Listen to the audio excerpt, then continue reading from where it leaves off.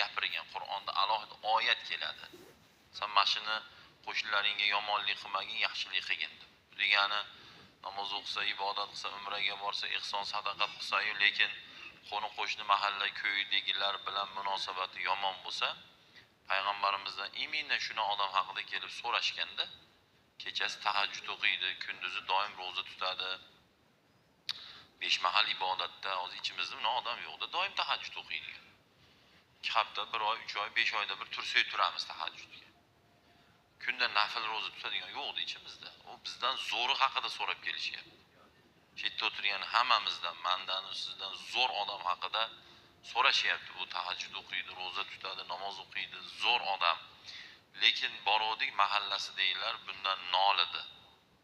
Mahalladagi qo'shnilarga ozor berar ekan. Deyishganda Rasululloh bitta javob qilganlar. U do'zax deganlar.